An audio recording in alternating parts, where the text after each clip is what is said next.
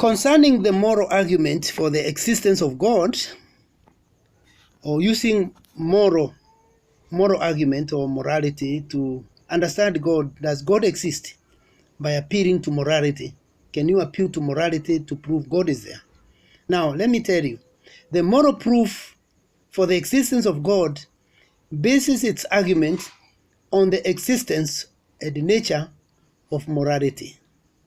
Now, proponents of this argument say that inside the human hearts, there is a majestic voice you call conscience, which indicates to him that, or to that which indicates what is right and what is wrong.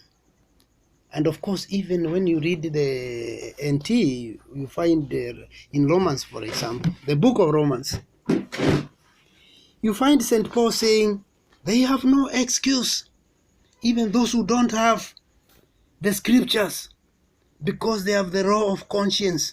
Where there is no law, people will be judged without the law. Where there are no scripture, call it Holy Quran or Holy Bible, people will be just judged without it. Because there is conscience, which is another law of God. So people know when they are doing bad and when they are doing good.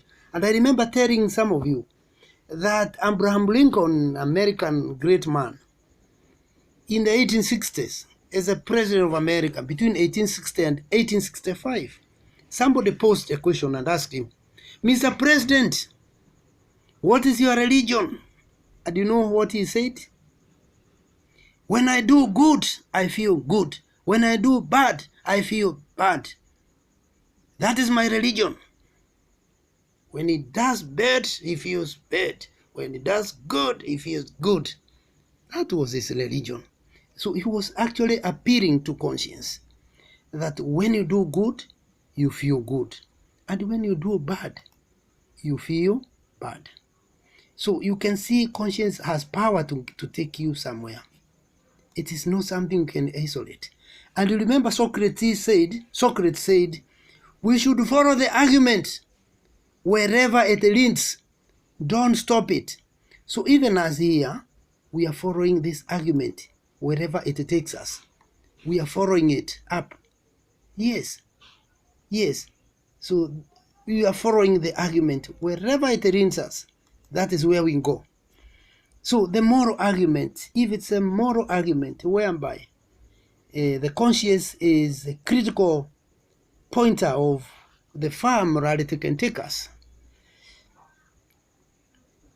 So the existence of morality or some specific feature of it implies the existence of a superior being.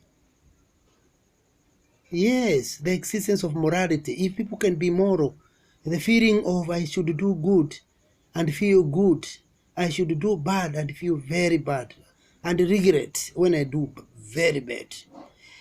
It implies the existence of another one.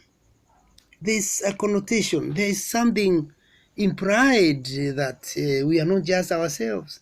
There's one who makes us ask ourselves inner questions when we do something bad to other people, when we sabotage other people, when we when we backbite others, when we defame others so that we can shine ourselves. We want to destroy them so that we may look better. Out of fears, we are doing this. Out of phobia, out of inferiority complex. So you express ourselves in superiority complex by defaming others, okay? Spoiling their names so that you can shine. You feel bad yourself because there is God. There is a superior being which tells you in your inner self, you are doing bad. It's bad. It's horrible. It's inhumane. It is uburuane. It is unyama. It is beastly behavior to defame other people. That is the voice of God through conscience. Whenever we feel responsible or ashamed or frightened after acting against our conscience, the implication is that there is a supernatural or divine being to which we are answerable. Okay? Consequently, since there exists objective moral laws, there must be a divine lawgiver. Since there exists objective moral values, there must be a transcendent.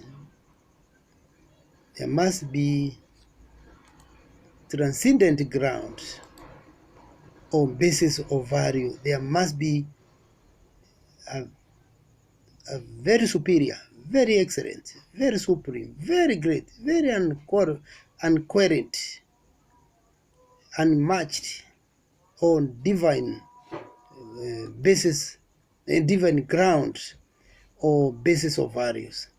Now, according to this argument, the existence of morality implies a divine origin.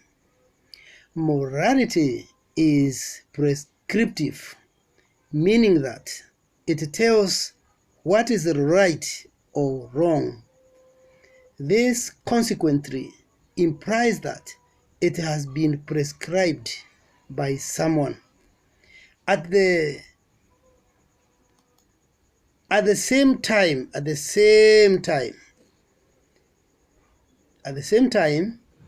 morality contains an element of authority. It has a greater authority than that accorded to any other institution. Now, this implies that morality must have its source in a supernatural power, which we call God. God then is a supreme moral being from whom morality traces its origination, or where it originates. Yeah, thanks a lot.